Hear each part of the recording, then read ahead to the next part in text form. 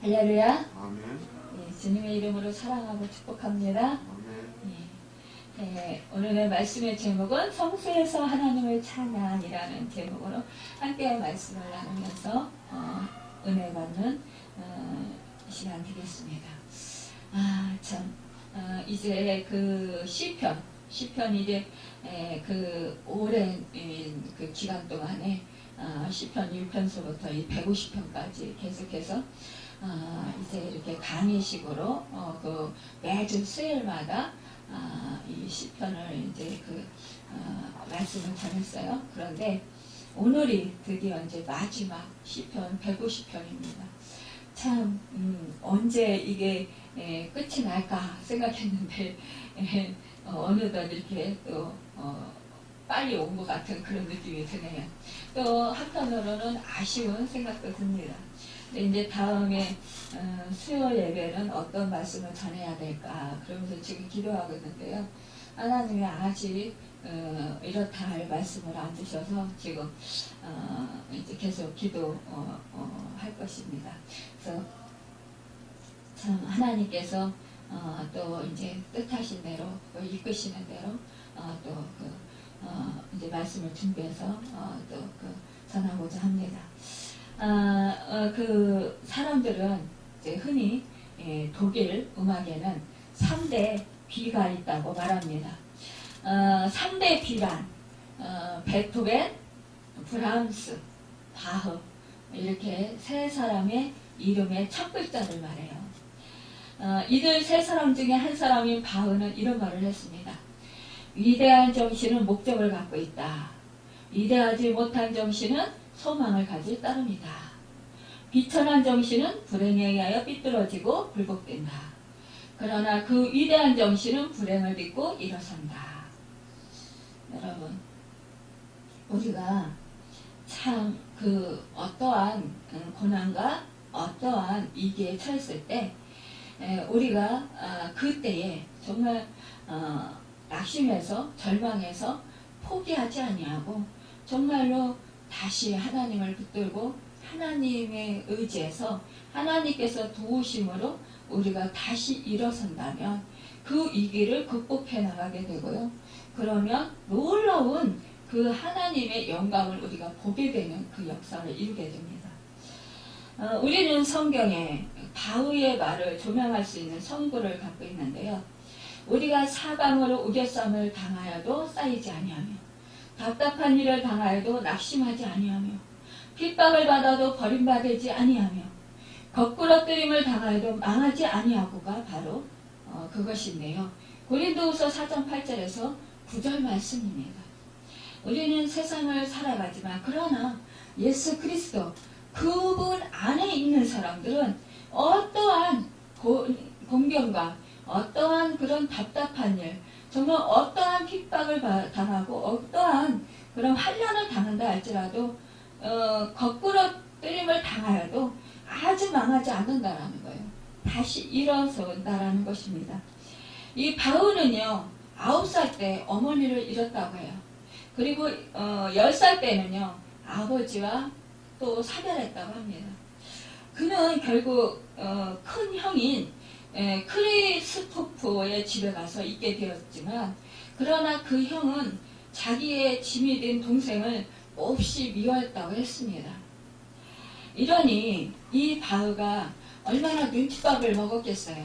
사실상 그동안에 얼마나 힘들었겠습니까. 10살의 나이에 그 큰형 집에서 얹혀 살면서 정말 눈치도 많이 보아야 되었을 것이고 또 여러 가지로 힘든 문제가 참 많이 있었을 것입니다. 제가 예전에 시골에 사니까 서울에 이제 친척집에 오면 사실상 시골뜨기가 시골에서는 먹을 것도 별로 없고 하니까 밥도 많이 먹고 또 사실상 아는 것도 별로 없잖아요. 어린 아이가. 그러니까 이제 시키는 대로 어른들이 시키는 대로 하지만 보면은 벌써 시골뜨기니까 좀 뭐라 그럴까요? 좀 어리숙해 보이잖아요. 그래서 그런지 좀 눈치를 많이 주었던 것 같아요. 그래서 이게 참 이게 잠깐 방학 동안에 와서 있는 것도 이렇게 친척집에 있는 것이 힘들구나. 그런 걸 느꼈습니다. 그래서 저는 이제 어떠한 경우라도 자식을 유학을 보내도 절대로 친척집에는 얹혀 살지 않게 하겠다. 그렇게 저는 결단을 했었어요. 그래서 그런 대로 정말 하나님께서 그렇게 인도를 하셔서 이제 저희 자식은 정말 그 친척집에 얹혀 살지 않는 그런 은혜를 베풀어 주셨습니다.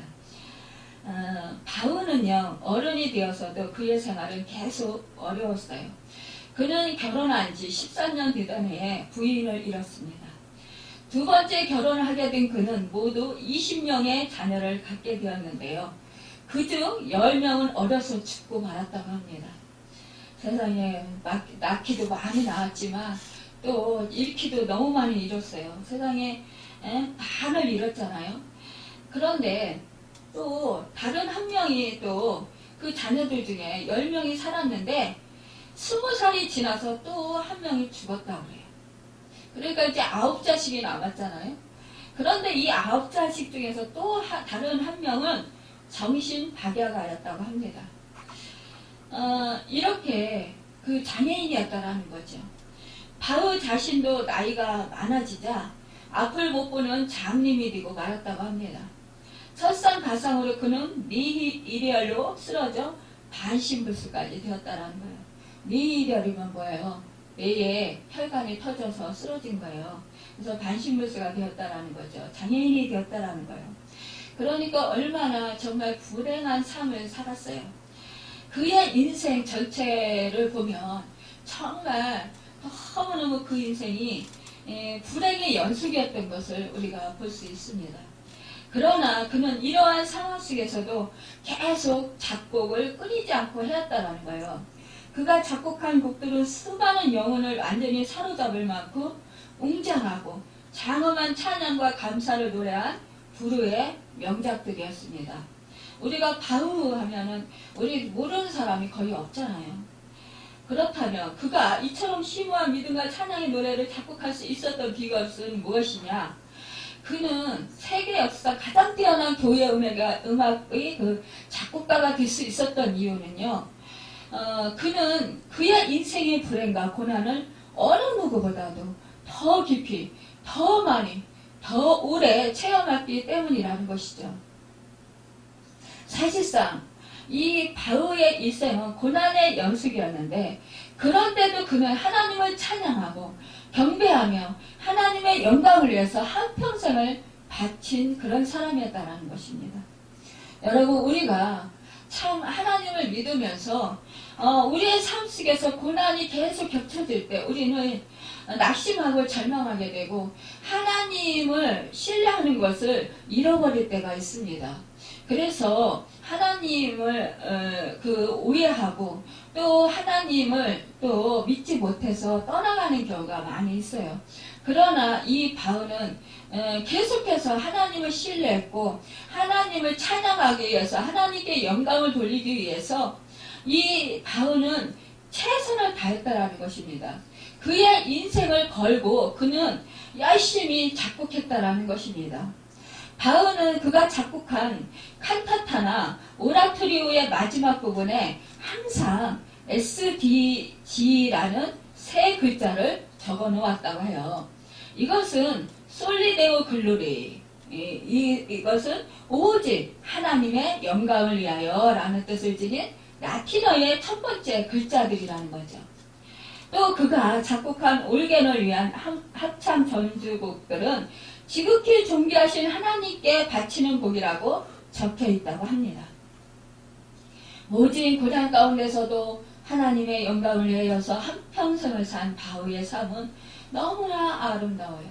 그의 SDG의 삶은 또 다른 음성을 우리에게 들려줍니다. 그런즉 너희가 먹든지 마시든지 무엇을 하든지 다 하나님의 영광을 위해서 하라라는 고린도전서 10장 31절의 말씀을 생각나게 하는 것입니다. 성경에는요, 그 찬송이라는 용어가 구약에 351회, 또 신약에 48회 등 약 400회 정도나 쓰여 있습니다. 이 낱말들이 사용된 문맥을 살펴보면 한결같이 그 대상을 하나님께 일관하고 있습니다. 즉 찬송을 받으실 분은 오직 절대적인 하나님 한 분뿐이라는 것을 강조하는 것입니다. 시편 150편 오늘 본문은 그 6절밖에 되지 않지만 찬양할지어다 이렇게 그 말하는 것이 13번이나 기록되어 있습니다. 시편의 아름다운 이제 결론인 것입니다. 스펄전은 마지막 시편에 대해서 이런 말을 남겼습니다. 우리는 이제 시편이란 산맥 가운데서도 가장 마지막 정상에 이르렀다.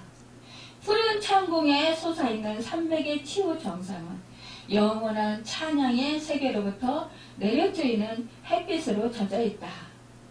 찬양은 커다란 기쁨이다. 시인이자 선지자였던 이 시편의 저자는 영광과 열정으로 가득 차있다. 그는 무엇을 가르치거나 주장하거나 설명하기 위해서 세상에 머문 것이 아니라 찬양할지어다, 그를 찬양할지어다, 너희는 여호와를 찬양할지어다 라는 시를 외치기 위해서 존재했던 자이다 라고 하였다는 것입니다. 오늘 이 본 시편은 하나님께 드리는 찬양이 최선을 다해서 행해져야 할 것을 교훈하고 있습니다. 무엇보다도 먼저 마음 깊은 곳에서의 진심에서 우러나오는 기쁨과 감사의 찬양이 최선을 다하는 찬양인 것입니다. 우리 하나님을 믿는 하나님의 자녀들은 하늘의 성전이 문이며 하나님이 임재하시는 곳이라는 것을 알고 있습니다. 우리 성도들이 모이는 곳에는 하나님의 영이 함께 하십니다. 예수 그리스도를 구세주로 마음으로 믿어 입으로 시인한 자, 그 사람들에게는 성령이 이미 임해 있다라는 것입니다. 예수 그리스도의 영이 이미 임했다라는 거예요. 하나님의 영이 이미 임했다라는 것입니다. 그래서 우리 한 사람 한 사람이 지성소가 되고 성소가 된다라는 것입니다. 예배 드릴 때 우리는 하나님의 지성소 안에 들어와 있다라는 것입니다. 우리가 하나님의 말씀을 붙들고 기도할 때 하나님의 구름 날개 아래에 서 있다라는 것이에요. 여러분, 하나님께서는 어떠한 일보다도 하나님을 알아가는데 힘쓰기를 원하십니다. 우리가 하나님을 알아가려고 하지 않고 우리에게 일어나는 일에만 관심을 가질 때 우리는 그 어떠한 일에 정말 조급증을 느끼고 빨리빨리 이루어지기를 견디지 못하고 정말 서두르게 된다는 것입니다. 그래서 우리가 하나님보다 앞서게 되고 그래서 일을 그르치게 되게 된다는 것을 볼 수가 있습니다. 우리가 어떠한 일을 시작할 때에요. 대부분의 사람들이 하나님께 하나님의 자녀로서 기도를 합니다. 그런데 대부분의 그 하나님의 음성이 떨어지기 전에 자기의 생각과 자기의 주장과 자기의 환경을 통해서 보고선 그것을 자기가 원하는 것을 행하면서 따라간다는 것입니다. 그럴 때 우리는 결국은 실패하게 돼요. 그것은 결국은 하나님보다 내가 앞서서 행하기 때문이라는 것입니다. 여러분, 우리가요, 어떠한 일을 할 때 내 마음이 조급해지거나 내 마음이 짜증이 나거나 내 마음이 서둘러진다면 그리고 그 일이 이루어지지 않아서 답답증을 느낀다면 그것은 바로 내가 살아있다라는 증거입니다. 내 주장이 앞서고 있고요. 사단이 나를 지금 유혹하고 현혹해서 나를 저주 가운데로 이끌어가고 있다는 거예요. 하나님 말씀대로 뜻대로 살지 못하고 하나님의 인도하심을 받지 못하도록 방해한다는 사실입니다. 여러분, 우리는 자신보다 하나님께 더 관심을 가지고 하나님을 더 알아가려고 애쓸 때 가장 아름다운 것으로 충만해질 수 있고요. 또 하나님의 뜻이 무엇인지 그것을 분별하려고 애쓰고 하나님의 뜻을 구할 때 그리고 그 뜻대로 행하고자 힘쓸 때 결국 우리는 하나님보다 앞서지 않을 수 있고 우리는 실패하지 않을 수 있다는 거예요. 이 시편책 전부에 수록된 찬송들은 성수에서 드리는 예배 때에 부를 거룩한 노래드림을 알려줍니다. 이 거룩한 노래들은 사람의 성대로만 할 것이 아니라 춤을 추면서 이 지금 시인은 말하고 있습니다. 나팔소리로 찬양하며 비파와 수금으로 찬양할지어다. 소고치며 춤추어 찬양하며 현악과 풍수로 찬양할지어다. 큰 소리 나는 제금으로 찬양하며 높은 소리 나는 제금으로 찬양할지어다. 여러분, 모든 소리 나는 악기를 동원해서 하나님을 찬양하도록 그렇게 이 시인은 권고하고 있습니다. 그러나 그 소리가 중요한 것이 아니라 그 악기를 사용하는 사람들의 마음속에 하나님께 대한 사랑과 감사와 깨끗한 양심과 믿음이 있어야 한다는 것을 말씀하고 있는 거예요. 여러분, 우리가 하나님께 찬양을 드려요. 찬양을 드리는데 건성으로 찬양 드리고 정말 내가 한눈 팔면서 또 뭐 핸드폰 가지고 또 찾아가면서 이래가면서 건성으로 그냥 찬양한다면 그것을 하나님께서 기뻐 받으실까요? 여러분, 우리가 서로 대화를 나누고 있어요. 그 두 사람이 대화를 나누고 있는데 상대편이 딴짓하면서 자꾸 한눈 팔면서 나하고 눈을 맞추지 않고 내 말을 건성으로 듣고 그런다면 여러분 기분이 좋겠어요? 기분 좋을 사람 한 사람도 없을 거예요. 저 사람이 지금 내 말을 진짜 듣고 있나?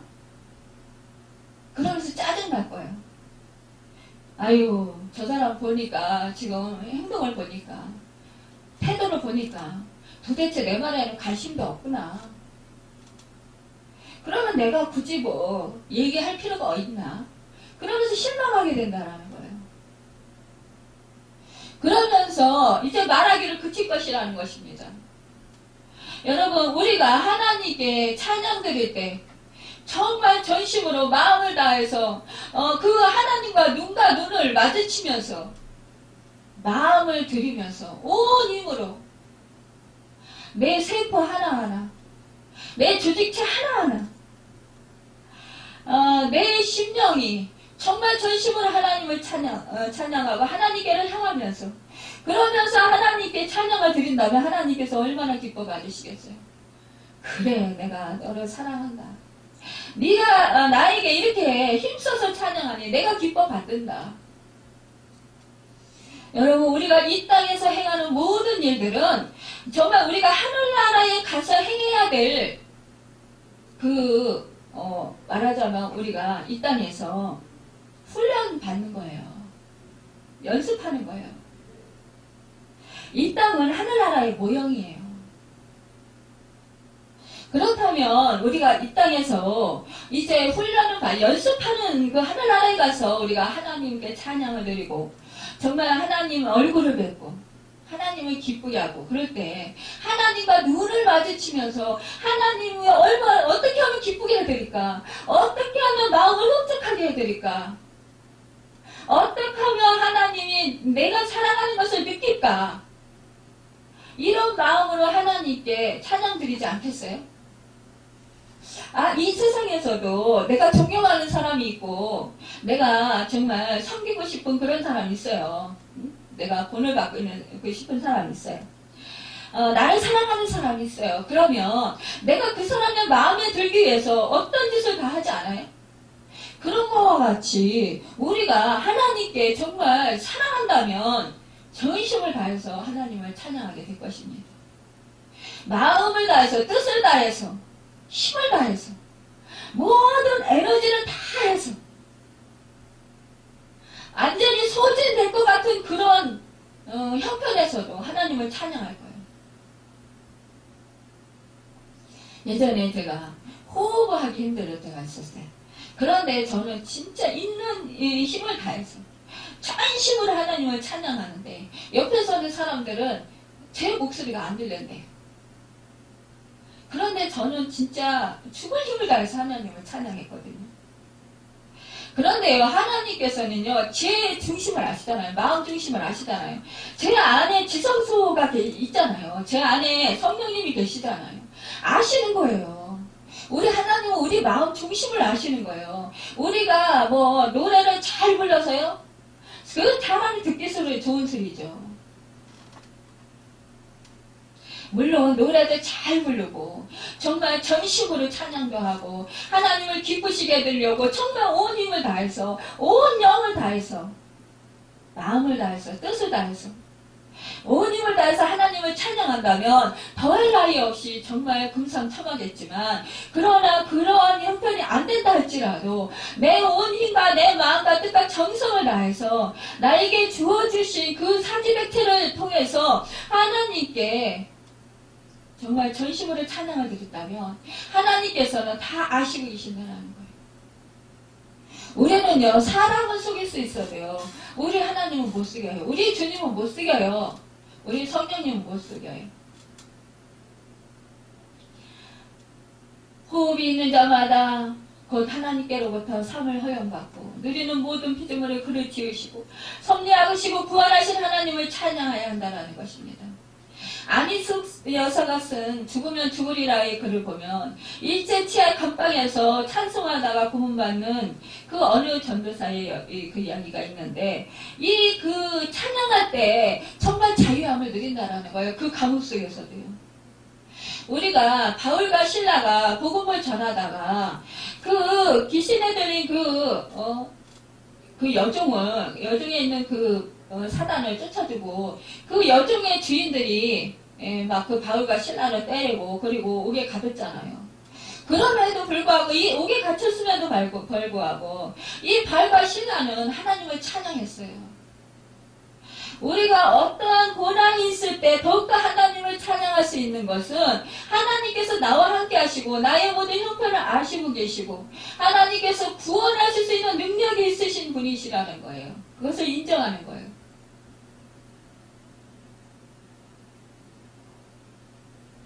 우리가 그래서 일부러라도 정말 더 고난이 극심하고 더 힘들 때 일부러라도 찬양을 해야 합니다. 그럴 때 하나님께서는 그 찬양을 통하여서 우리에게 은혜를 내려주시고 복을 내려주신다는 거예요.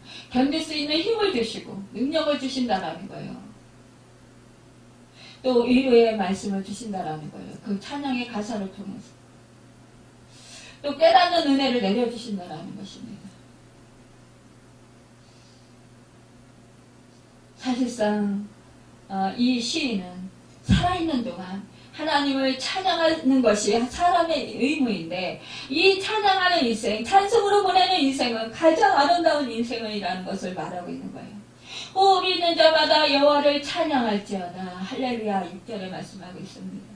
호흡이 있는 자들은 인류와 천사는 물론이고 일체 생물들까지 여호와를 찬양할 의무가 있다는 것을 말하고 있어요. 성소와 궁창에서 악기와 춤추면서 하나님의 강대하신과 전능하신 행사를 인하여 찬양하라는 것입니다. 호흡이 있는 자마다 시공간을 초월해서 모든 상황을 초월해서 하나님을 찬양해야 한다는 거예요. 여러분, 호흡이란 잠잘 때나 깨어있을 때나 좋을 때나 슬플 때나 어느 때나 바쁠 때나 또 한가할 때나 어느 때나 화장실에 가서도 언제나 우리가 그 호흡하는 것과 같이 하나님을 항상 찬양하라는 거예요. 자, 우리가요 길을 가면서도 찬양하고 버스를 타고선도 속으로 찬양하고 작은 소리로 찬양하고 여러분 또 전철을 타서도 찬양하고 화장실에 가서도 찬양하고 설거지를 하면서 청소를 하면서 여러분 교회 안에서는 물론이고요. 우리가 찬양하면 하나님께서 기뻐 받으시고 우리에게 한량없는 은혜를 내려주신다는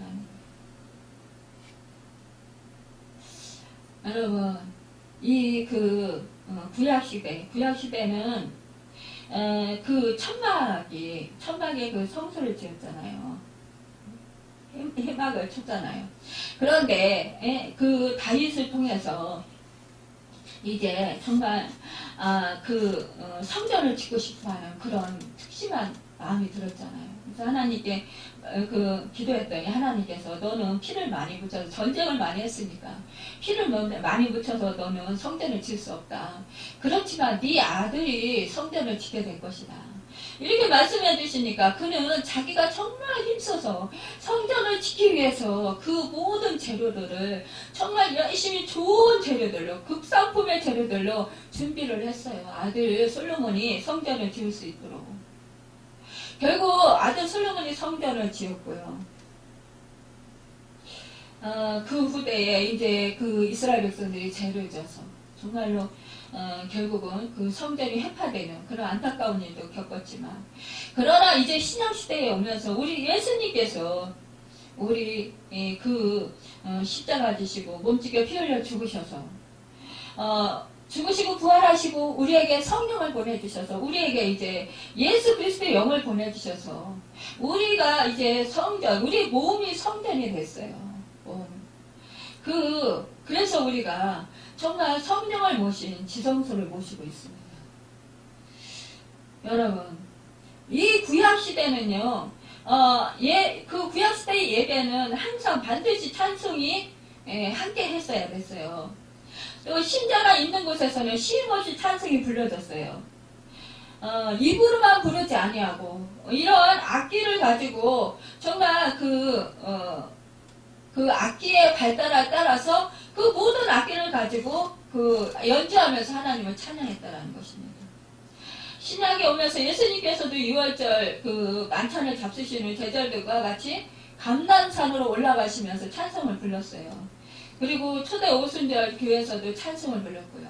사도 바울은 당시 모든 신도들에게 시와 찬미와 신령한 노래로 서로 화답하며 너희 마음으로 주께 노래하며 찬미하라고 권고했어요.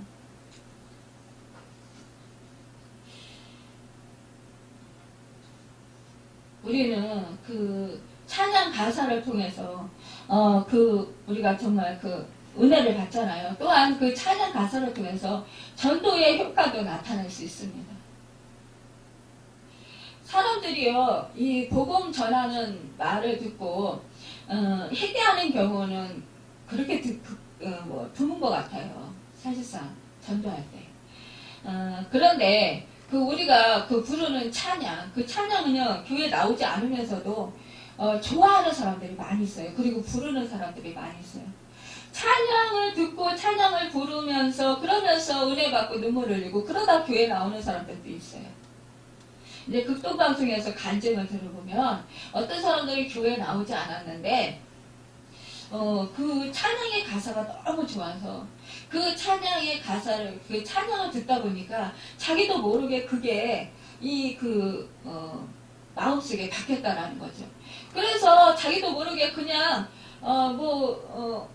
어느 곳에 있든지 그 찬양 가사가 떠오르더래요. 그러면서 흥얼흥얼 그냥 찬양이 부르고 그러다 보니까 눈물이 나고 그러다 보니까 예수가 믿어지더라는 거죠. 그럼 교회 가야지. 그래서 교회 나오게 됐다. 이렇게 간증하는 그런 말씀도 들었습니다. 그래서 이제 극동방송이 그래서 이 전파로 이렇게 복음을 전하는 것이 정말 귀하다. 내가 어느 날 그냥 이제 차를 운전하다가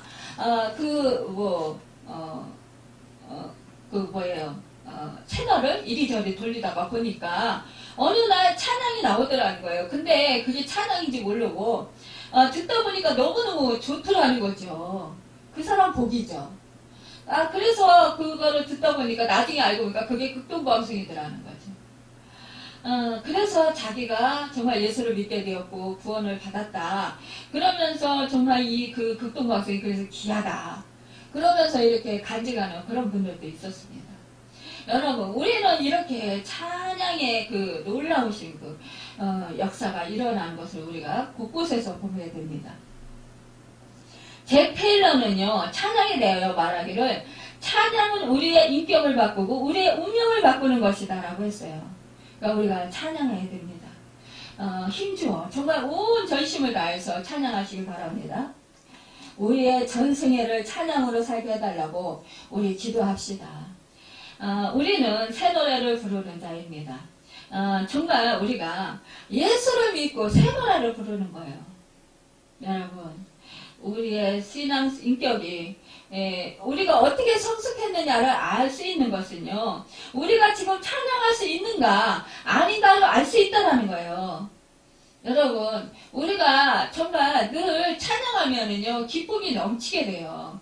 막 고난 속에서도, 막 그냥 힘든 상황 속에서도, 그 억지로 이렇게 찬양을 하다 보면 힘이 나요. 그리고, 마음이 그 불안했던 마음, 그 두려웠던 마음, 공부했던 마음이, 이제 평안한 마음으로 바뀌고요. 또 기쁨이 충만하게 돼요.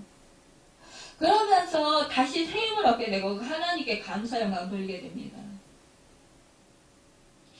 우리가 얼마나 많이 찬양을 하는가에 따라서 이 땅에서 하나님의 보좌 앞에서 사는 생활인가 아닌가를 볼 수가 있다는 거예요. 우리는 예수님의 제자입니다. 그래서 매일 하나님께 찬송하기를 우리가 배워야 돼요. 그래서 이것이 정말 우리의 그 삶을 살아가는 그런 법칙이 되어야 된다는 것입니다. 우리가 찬송을 부를 때, 우리가 있는 곳이 그 천국이 되는 것이에요.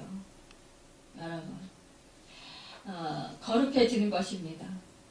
찬송이란 하나님의 자녀들이 할 수 있는 최상의 사역이고, 영적인 생활의 최상의 표현입니다.